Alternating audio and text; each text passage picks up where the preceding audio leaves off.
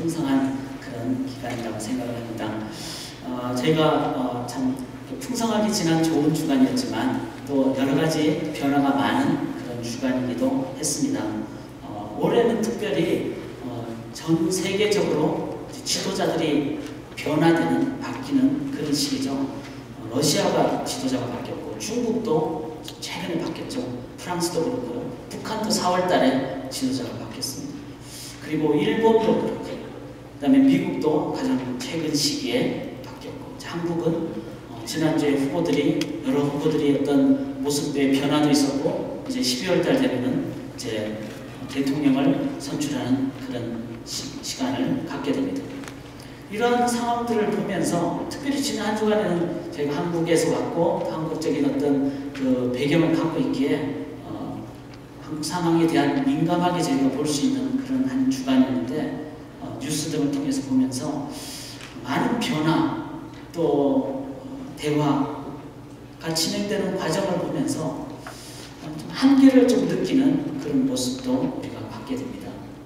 정치를 하면서 국민의 어떤 나라의 귀한 인도를 하기 위해서 애를 쓰지만 그 정치라는 그 자체가 정당 정치이기 때문에 정당 정치에 한계가 있죠.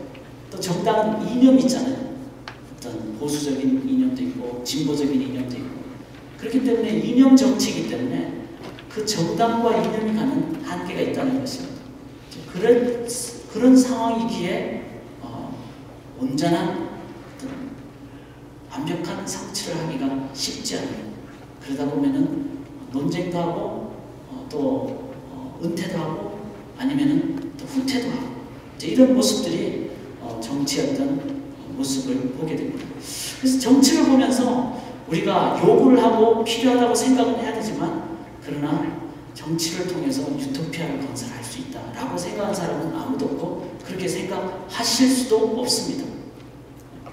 필요는 하지만 완벽한 것을 줄 수는 없다라고 우리가 생각하셔야지 상처도 덜 입게 되고 또 우리가 할 수 있는 바른 지혜를 갖게 됩니다. 한계가 있는 모습을 보는 것이죠. 경제는 어떻습니까? 경제를 보면서도 우리는 여러 가지 좋은 점도 있지만 한계를 느낍니다. 특별히 지난주에는 감사절이 목요일이죠. 목요일이면 그 다음날 뭐라 그럽니까? 블랙 프라이데이. 그래서 왜 블랙 프라이데이일까 생각을 해보니까 잘은 모르지만 쉽게 생각할 수 있는 것 같아요.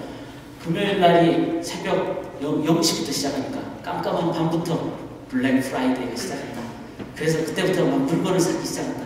감사절 때는 하나님께 감사해야지 그렇게 물건을 사는데 좀 하면 안 되지 이렇게 생각을 하면서 좀 기다렸다가 12시만 땡 하면 이제 그때부터는 이제 물건 사는 날 이렇게 생각하기가 쉬워서 다들 블랙 프라이데이를 많이 기다리는 것 같습니다. 근데 올해는 미국 경제가 어렵고 운영하시는 분들도 쉽지 않다 보니까 12시를 땡겨서 저녁 7시부터 8시부터 이렇게 하죠.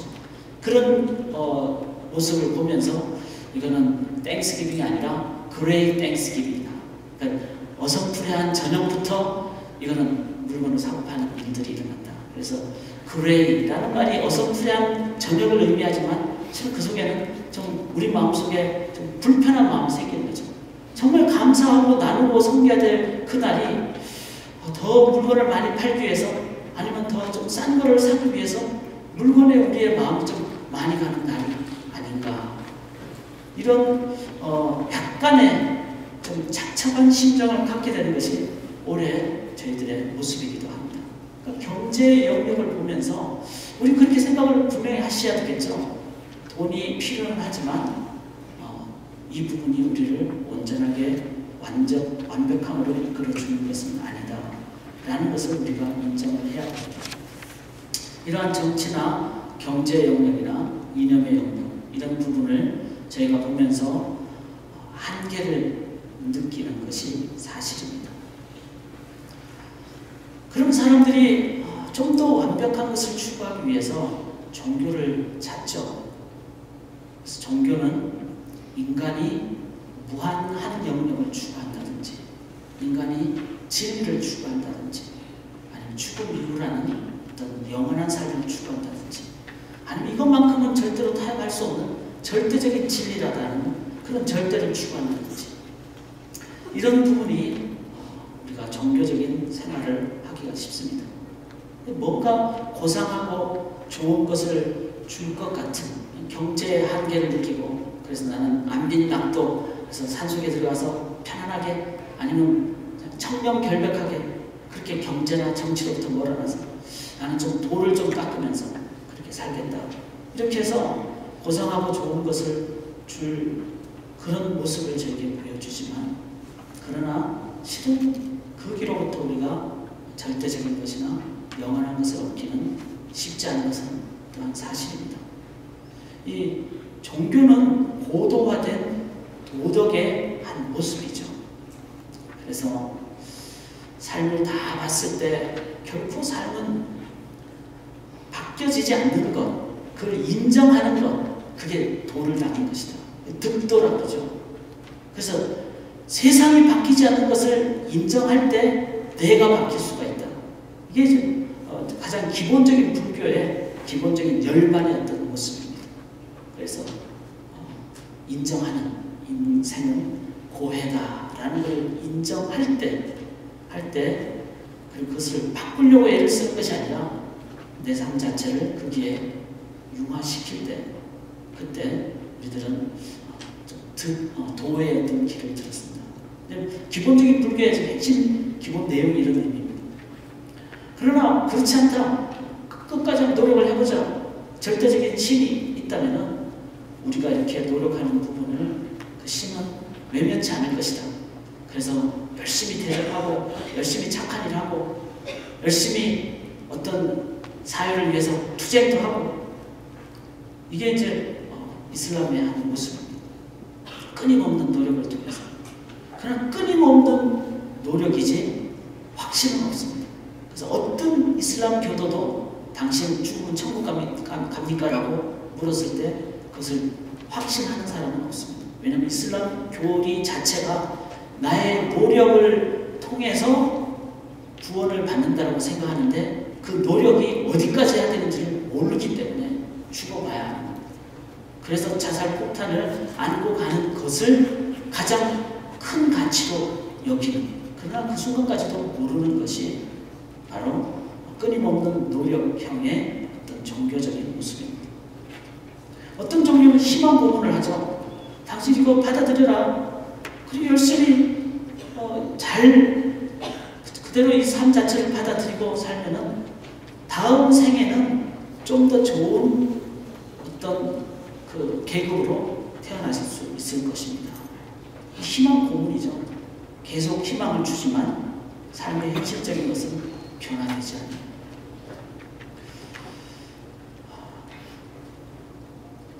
이런 모습들이 우리들이 갖고 있는 세상의 모습입니다.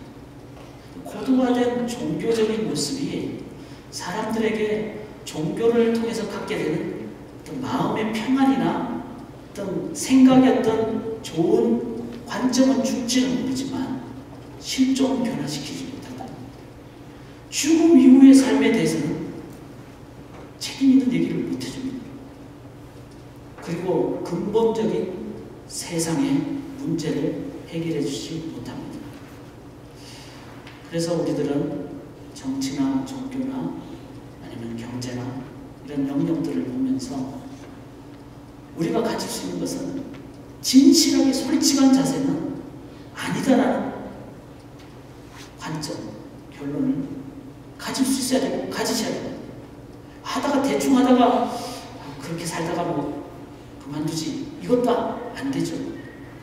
우리의 삶이 얼마나 중요한지를 고민을 해보셔야 되고, 또 정말 이렇게 하는 것이 우리의 실존까지 변화시키는 진정한 능력일까 고민해 보셔야 됩니다.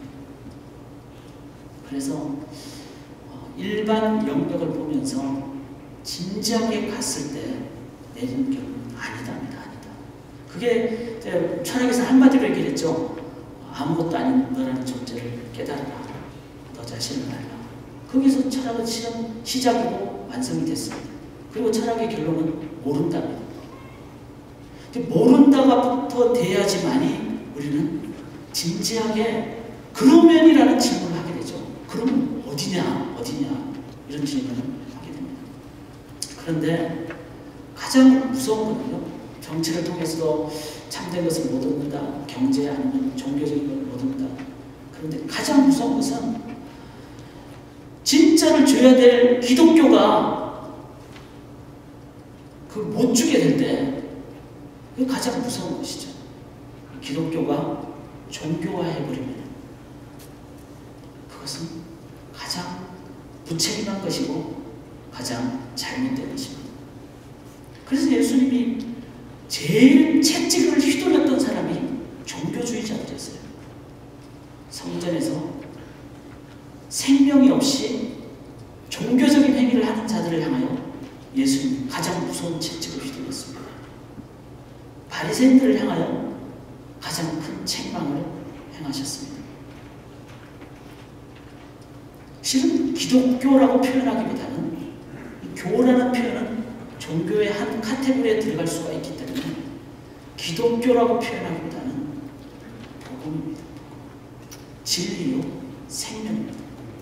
이것은 어떤 교회의 교리가 아니라 이거는 생명을 전할 수밖에 없고 전하지 않으면 안 되는 가슴에서 불타오르는 것, 타협할 수 없는 것, 보여질 수밖에 없는 것, 줘야 되는 것, 나눠야 되는 것, 손에 쥐어줘야 되는 것, 그 사람이 가질 때까지, 그 사람이 얻을 때까지 내가 끝까지 그 사람을 향해서 다가가서 나눠야 되는 것, 이게 복음입니다. 그래서 교라고 표현하는 것 이상의 개념을 가져야 됩니다. 오늘 저희가 함께 나누는 사도행전은 이름 자체가 사도행전입니다. 행이란 말은 실제적인 실천의 영역, 생명 영역, 변화의 영역, 삶의 영역을 얘기합니다. 군뱅이도 찌르면 꿈틀한다고 살아있는 것은 움직이는 겁니다. 그러니까 어떤 상황에서든지 행전이라는 것은 살아있다는 것을 의미하고 죽음 같은 상황에서 견딜 수 없는 복음 전파의 열정, 견딜 수 없는 사랑하고 싶은 열정, 견딜 수 없는 나누고 싶은 열정, 견딜 수 없는 예배하고 싶은 자세, 견딜 수 없는 기도의 자세. 신앙은 행전입니다. 살아있기에. 근데 만약에 이 살아있는 기독교가 종교적인 모습으로, 죽어있는 모습으로 있다면 제일 무책임한 것이고 제일 잘못된 것이고, 그것은 기독교는 하나님으로부터 가장 큰 책망을 받는 모습이 된다는 것입니다. 그래서 우리가 살아있는가, 그리고 정말 요즘 자주 사람들이 표현하는 진정성입니다. 진정성. 이 부분을 우리가 하나님 앞에 기도하면서 이 말씀 함께 계속 나누기를 원합니다. 사도행전 행전입니다. 이 행전은 실존의 삶에 변화되는 얘기를 행하고 있습니다. 그리고 이 사도행전의 내용에 전반적으로는 출발부터 끝까지 전반적으로 흐르는 단 하나의 꿰뚫는 내용이 있습니다. 그건 뭘까요? 그것은 바로 성령입니다. 성령. 자, 오늘 하나님 나라 9번째 설교를, 하나님 나라 설교를 계속 연결하지만 계속해서 이 주제를 가지고 하지만, 그러나 하나님 나라는 어떤 그 제약적인 관점을 넘어서 하나님 나라의 광대함으로 우리가 인도받기를 원하는데, 오늘 나눌 내용은 바로 성령께서 역사하시는 그 인도하심을 받고 나아갈 때 우리의 삶은 어떻게 되는가 라는 그 하나님 나라 역동적인 건설의 삶을 우리가 함께 나누기를 원합니다. 교회가 종교화되지 않기 위해서는 사도행전처럼 성령으로 인도함을 받아야 됩니다. 그럴 때 교회는 진정한 기독교라는 어떤 교라는 개념을 뛰어넘는 생명 있는 복음으로 나아가게 됩니다. 성령은 어떤 분이십니까? 오늘 본문 1장부터 조금은 살펴볼 필요가 있는데, 성령은 민족주의를 뛰어넘는 것이죠. 1장 6절에 보면은 그들이 모였을 때 예수께 여쭈어 이르되 주께서 이스라엘 나라를 회복하시는 때니까.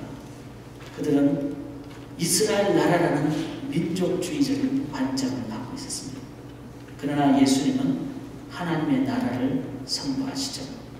성령의 사역은 민족주의를 뛰어넘는, 그래서 예루살렘과 유대와 사마리아를 넘어 땅끝까지 가게 돼요. 그래서 성령이 함께 하시면은 시각이 달라집니다. 성령이 함께 하시면 내가 보던 지역만 보는 것이 아니라 성령이 함께 하시면은 성령께서 보는 시각으로 인도함을 받게 되죠. 그래서 사마리아를 보게 됩니다.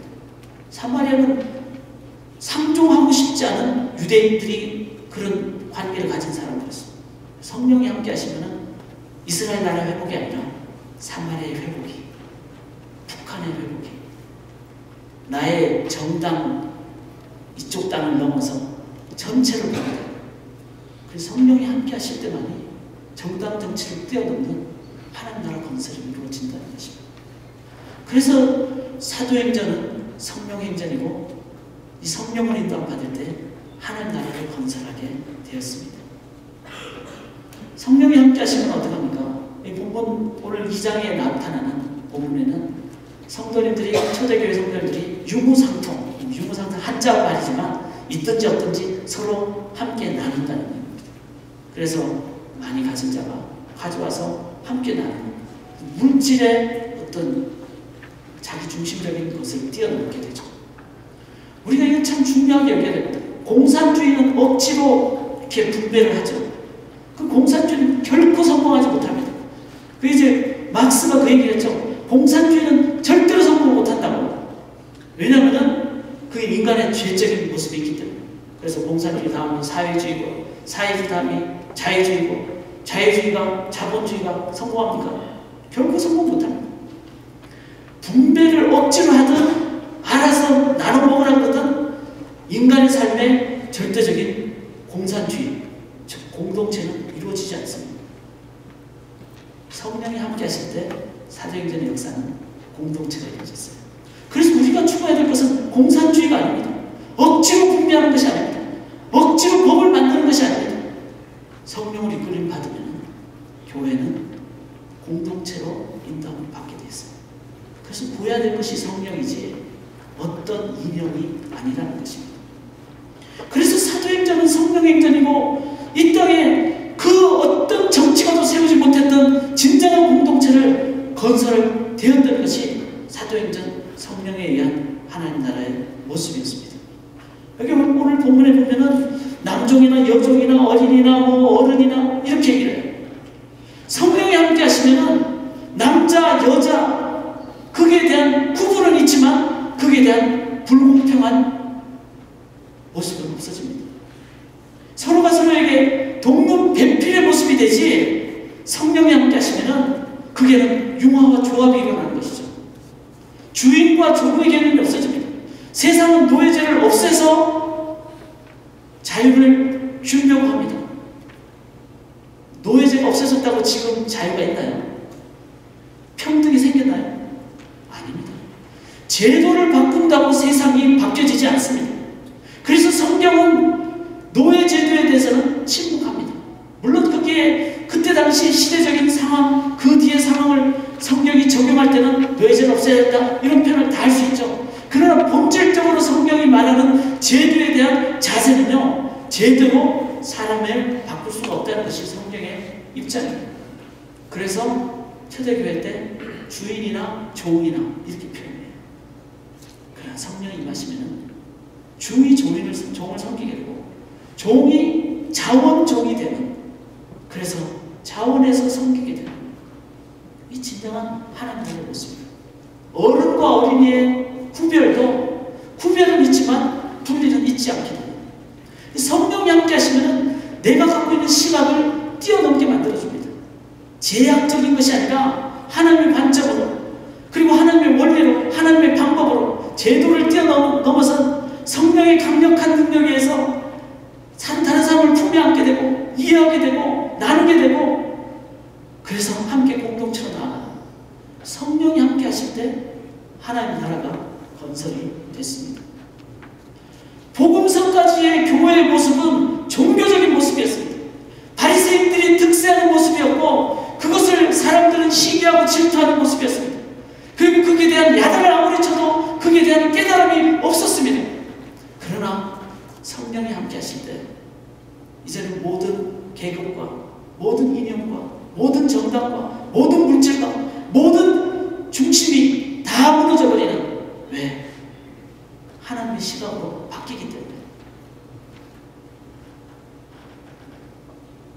근데 성령이 함께 하시는 내용 중에 가장 핵심이 사도행전 2장 36절입니다. 여러분 36절 한번 보시기 바랍니다. 사도행전 2장 36절에 실은 사도행전 많은 그 장 중에서 이 구절이 실은 사도행전의 핵심 구절이라고 할 수 있습니다. 2장 36절을 보십니다. 그런즉 이스라엘 온 집은 확실히 알지니 너희가 십자가에 못 박은 이 예수를 하나님이 주와 그리스도가 되게 하셨느니라 하니라. 십자가에 못 박은 유대인들을 향하여 너희들이 하나님 죽였다 이런 말이에요. 하나님 어떤 분입니까? 유대인들은 얼굴도 보지 못하는, 얼굴 하나님을 보는 순간 죽는다고 생각하는 존재들이었어요. 존재입니다. 하나님을 이름도 함부로 부르지 못해서 여호와라는 것은 우리가 지금 기억하기 위해서 공통적으로 사용하는 표현이지, 이스라엘 백성들이 하나님부터 실제로 듣던 하나님의 이름 여호와라는 이름이 아니에요. 아무도 몰라요. 아버지의 이름을 어떻게 함부로 부릅니까? 무슨 자 하듯이 그렇게 바꿔서 부른 게 여호와라는 이름입니다. 하나님의 이름을 아무도 못 부르고 부를 수 없을 만큼 하나님 앞에 우리가 함부로 나가지 못하는 그런 존재가 우리의 하나님이고, 우리가 생각하는 것보다 더 귀하게 여기는 그 유대인들의 하나님 개념입니다. 그런데 그 유대인들이 하나님을 죽였다. 이것이 이 사도행전 2장 36절의 내용입니다. 이슬람권에 전도를 하거나 유대인들에게 전도를 할 때 그들이 가장 못 받아들이는 얘기가 그 얘기입니다. 어떻게 절대적인 신이 인간이 될 수가 있느냐? 어떻게 고귀한 존재가 절대적인 분이 인간이 될 수가 있느냐? 어떻게 신이 죽을 수가 있느냐? 그리고 어떻게 신이 나무에 달려 죽느냐? 성경에 보면은 나무에 달려 죽는 자는 저주를 받아 죽는 자거든요. 어떻게 신이 나무에 달려 죽는 저주를 받을 수가 있느냐? 이게 유대인들이 예수를 못 믿는 이유입니다. 신이 왜 죽느냐? 그러나 반대로 얘기해 보면은 신이 못할 게 뭐가 있겠어요? 신이라면 인간이 왜 못되겠어요? 신이라면 인류가 풀지 못한 가장 근본적인 문제, 공의와 사랑의 문제 해결해야 되지 않습니까? 사랑이 없는 공의는 공의가 아니죠. 공의가 없는 사랑은 사랑이 아니죠. 어떤 종교도 공의와 사랑을 함께 풀 수 있는 종교는 아무 데도 없습니다.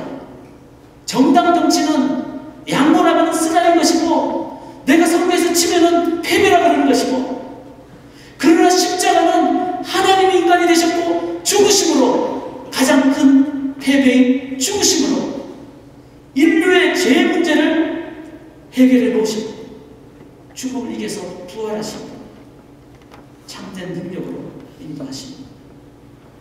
그래서 그렇게 되기 위해서는 신이 인간이 되셔야 합니다. 그리고 죽으셔야 합니다. 그리고 살아나셔야 합니다. 이 부분을 예수님은 십자가에 죽으셨고 살아나심으로 행하셨습니다. 그런데 그 하나님만이 하시는 유일한 길을 유대인들은 하나님 아닙니다라고 가는 대신 예수를 죽여버렸어요. 하나님을 죽였습니다. 하나님을 부인했습니다. 그래서 베드로가 당신들은 하나님을 안 믿는 사람입니다. 당신들은 하나님을 부인한 사람입니다. 하나님의 원리와 하나님의 방법과 하나님의 길을 부인한 사람들입니다. 당신은 살인자라는 차원이 아닙니다. 당신들은 신을 안 믿는 사람들입니다. 이래서 그랬을 때 유대인들이 가슴에 찔려서 그들이 회개를 했다 이렇게 나옵니다. 성령은 이 하나님의 인간 되심, 죽으심, 살아나심, 우리가 하나님을 인정하지 못한 이 부분을 찔러 깨닫게 하신 그 역할을 하셨습니다. 그래서 37절 38절에 죄사함을 받으라 그리하면 성령의 선물을 받으리니. 사랑하는 여러분, 성령께서 함께 하시면 우리의 삶의 시각이 넓어질 뿐만 아니라 우리가 못 푸는 문제를 성령께서 깨닫게 하심으로 우리들은 깨달을 뿐만 아니라 바른 말씀, 바른 선포를 행하게 됩니다. 이 성령의 역사하심으로 계급도, 물질도, 그리고 이념도, 그리고 종교도 다 극복하게 됩니다. 그래서 하나님 외에는 길이 없습니다 라는 것을 성령의 역사를 통해서 깨닫고 출발한 것이 사도행전입니다. 사도행전은 종교를 넘어선 복음이죠. 그리고 예수의 죽음과 부활을 통해서 인간이 가야 될 가장 유일한 길은 그 예수 그리스도를 의지하는 길.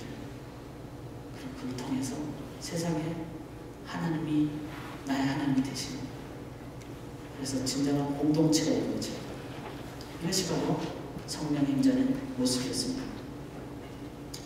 하나님, 우리가 무엇을 추구해야 되겠습니까? 바로 모든 것을 깨닫게 해주시는 성령님을 추구할 때, 성령님을 구할 때, 그때 우리들은 성령에 의해서 내 가슴에 하나님만 주시는 깨달음으로, 그리고 하나님만 주시는 풍성함으로 인도함을 받게 됩니다. 이 시대가 성령을 어떤 교단은 너무 얘기를 안 해요. 왜냐하면 막 얘기를 하다 보면 막 이상한 데로 갈 것 같은. 또 어떤 교단은 너무 많이 얘기를 해가지고 오버하는 경향이 있어요. 성령은 성령으로 믿어요. 성령 행전으로 사도행전의 역사를 인도함 받는 그 성령을 구하실 때 성령께서는 우리의 삶에 진정한 하나님 나라의 건설자로 저희를 인도해 주십니다. 그래서 사도행전의 중요한 역사 중에 하나가 성령의 인도하심을 받았을 때 이제 일어나는 것 중에 하나가 방언의 역사가 일어났죠. 근데 이 방언은 여기 나오는 사도행전 2장에 나오는 방언은 다이얼렉트, 즉 난곳 방언입니다. 여기 어떤 사람들이 셈 계통 언어의 사람들도 있고 헬라 계통 사람들도 있고 아랍 계통의 사람들도 있고 이게 다 언어의 어근이 다 다릅니다. 다르니까 서로 이렇게 비슷한 말에서 알아듣는 계통이 아니에요. 한국말하고 중국말하고 일본말하고 좀 비슷할 수 있을지 모르지만 한국말하고 아예 라틴하고 완전히 다르듯이 그런 사람들이 모였어요. 모였는데 다 그쪽 나라 말로 하게 됐습니다. 이건 뭘 얘기합니까? 성령의 역사가 일어났을 때 이제는 성령은 그 유일한 이 땅에 하나님 나라를 건설하는 성령의 역사로 이제는 모든 민족으로 가라는 것이죠. 그럴 때 성령께서 우리에게 역사하시는 참된 의미를 깨닫게 됩니다. 과거에 십자군이 있었죠. 1500년대. 그 십자군은 인간의 야욕에 앞선 종교로 된 기득권 세력의 종교 도구 이용이었습니다.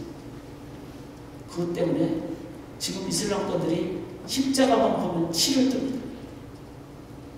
이제는 십자가 앞세우고 갈 것이 아니라 십자가의 삶으로, 십자가의 사람으로 성령께서 말씀하시는 그 하나님이 인간이 되신 죽으신 부활하신 그 십자가만이 주는 그 능력으로 우리의 삶 자체가 십자가로 나가는 진정한 십자군의 모습이 이 시대에 일어나야 됩니다. 그것이 난곳 방언의 영역까지 모든 민족의 일까지 그것이 바로 교회가 해야 될 일입니다. 만약에 교회가 이 일을 안 하면 어떻게 될까요? 지난주에 한 각국의 어떤 정치 상황을 보면서 제가 한 가지 깨달은 것은 조금 상황을 좀 읽기 위해서 제가 앞서가는 어떤 트위터를 쓰는 사람들을 한번 쭉 살펴봤어요. 근데 정치하는 사람들이 트위터를 얼마나 잘 이용하는지 아예 그냥 생중계를 하죠. 근데 거기에 대한 반박도 생중계를 하죠.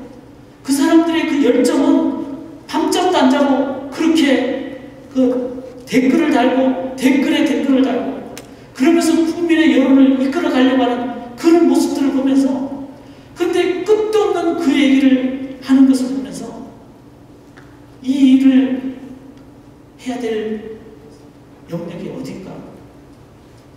교회가 왜 잠자고 있는가? 교회는 난곳방으로 하나님 이제는 모든 민족으로 길을 열어주셨는데 교회가 성령 하나님의 나라를 건설하는 성령을 받은 교회가 이곳에서만 아니면 잠자고 있거나 아니면 나의 영역에서만 여기가 적성이 하며 있다면 교회는 직무유기고 교회는 하나님 나라에 대한 온전한 이해도 못한 어떤 면에서는 성령을 인도받지 못한 아주 무책임한 일을 하고 있다. 그래서 교회는 난곳방으로 하나님이 열어주셨듯이 이제는 가장 열정적으로 나가는 것이 교회가 되어야 된다 라는 것이 지난주에 묵상의 관점이었습니다. 이번에 저희들이 오늘 선교 주일입니다. 단기 선교를 12월 7일부터 가게 됩니다. 이번 단기 선교는 터키와 또 쿠르드 민족 우리가 계속 4차로 가고 있습니다. 그리고 특별히 이번에는 터키에 있었던 7교회, 초대 7교회를 방문하는 것을 하나의 일정으로 잡았습니다. 왜 그렇습니까? 7교회를 보면서 하나님 앞에 기도하고 하나님이 주시는 그 인도하심을 구하기 위함입니다. 지금은 7교회가 사람들이 그냥 발을 받는 장소 그리고 이 땅의 모든 교회들은 교회의 어떤 능력을 잃어버리고 7교회라는 것은 7교회만 있는 건 아니죠. 골로새 교회도 있었고 다른 교회도 다 있었습니다. 7교회는 모든 교회를 대표하는 대표적인 의미입니다. 근데 그 교회가 지금은 다 문을 닫고 사람들이 그냥 밟고 구경하는 곳이 되고 말았습니다. 그러나 하나님의 말씀인 요한계시록을 보니 어떻게 나옵니까? 초대교회 7교회는 에베소, 서머나, 버가모, 두사빌라, 두아디라, 사데, 필라델피아, 라오디게 이런 7교회는 다 하나님이 다 열거를 하셨습니다. 그 열거 중에 어떤 교회는 칭찬받는 교회도 있지만 어떤 교회는 책망만 받는 교회, 라오디게아 같은 교회는 책망만 받았습니다. 그렇지만 그 교회를 향하여 주님 뭐라고 했습니까? 여전히 내 사랑하는 자라고 표현했습니다. 저렇게 죽어가는 저렇게 책망받는 교회임에도 불구하고 그 교회는 주님이 머리 되시고 주님이 우리를 위해서 죽으신 그 교회, 주님이 소망을 갖고 계시는 교회, 그 교회가 지금은 그렇게 죽어있는 모습으로 갖고 있다 했지만 교회가 지금 세상의 능력을 잃는다고 할지라도 교회는 하나님께서 주인 되시는 곳입니다. 교회는 죽은 자도 살아나는 에스겔의 마른 뼈들이 시체들이 큰 군대가 되는 그 하나님의 말씀대로 하나님께서 주인 되시기에 교회는 분명히 이 땅에 하나님 나라의 건설의 도구로 사용될 것입니다. 왜 교회가 죽었습니까? 단 하나, 성령으로 인도받지 않았기 때문에 그렇습니다. 그리고 성령으로 인도받으면 오늘날에도 교회는 살아나고 큰 군대가 될 줄 믿습니다. 그래서 교회가 난곳방으로 열방으로 열어놓으신 이 길을 이제는 세상의 어떤 단체가 아니라 성령으로 하나님을 건설할 수 있는 유일한 곳이 교회가 가야 됩니다. 성령으로 가야 됩니다. 성령으로 충만하면 안 갈 수가 없습니다. 가는 것은 성령이기 때문에 그렇습니다. 그 의미를 기억하시므로 오늘 이 선교주일에 한 번 더 저희가 헌신하고 그리고 이번 금요일 찬양과 기도의 가운데 주제는 성령을 구하는 교회. 우리가 가자는 것이 아니라 성령이 함께 하시면 우리는 하나님 나라를 이곳에 하나님 인도하시는 것을 건설하는, 그로 말미암아 하나님 나라를 이 땅에 건설하는 사도행전의 역사를 이 시대에도 일으키게 될 줄 믿습니다. 함께 기도하겠습니다. 저희 교회에 여러 가지 팀이 있습니다. 팀이 있는데 팀들은 대부분은 은사가 많이 작용하죠. 그러나 한 팀은 은사가 아니라 명령입니다. 바로 선교팀이죠. 선교팀을 우리가 소수만이 선교팀이라고 생각하기 쉽습니다. 그러나 선교는 명령입니다. 선교는 은사 따라 하는 것이 아닙니다. 성령의 인도하심을 받은 종교가 아닌 복음의 생명을 가진 하나님의 생명 공동체, 공동체 회원들은 전부 다 선교팀이어야 됩니다.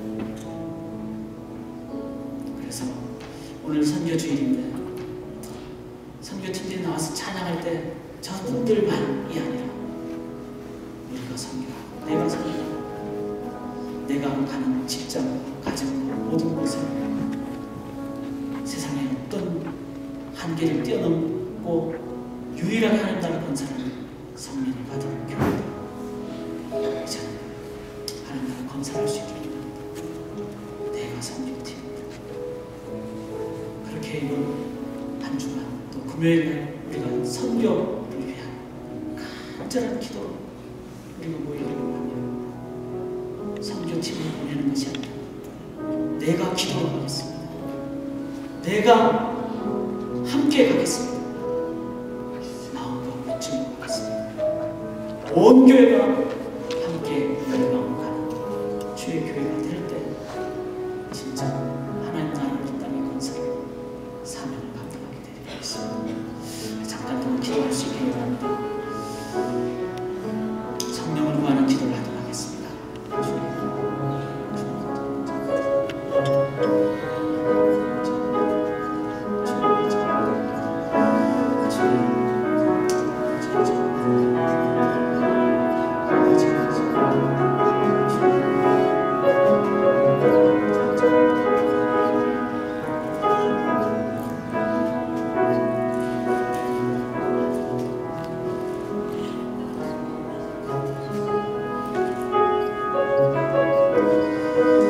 너희가 각지라도 좋은 것을 자식에게 줄 줄 알거든 하물며 너희 하늘 아버지께서 구하는 자에게 성령을 주시지 않겠느냐. 아버지께서 구하는 자에게 성령을 주시지 않겠느냐. 우리가 간구하는 하나님 유일한 기도 제목이 바로 성령 하나님 구하기를 합니다. 그 성령 하나님 안에 모든 답이, 모든 능력이 있습니다. 성령을 구하는 성도님 교회 되기를 원합니다. 하나님 성령으로 저희를 이끌어 주시고 성령으로 충만하게 역사하여 주시옵소서. 주실 줄 믿사오며 예수님 이름으로 기도드리옵나이다. 아멘.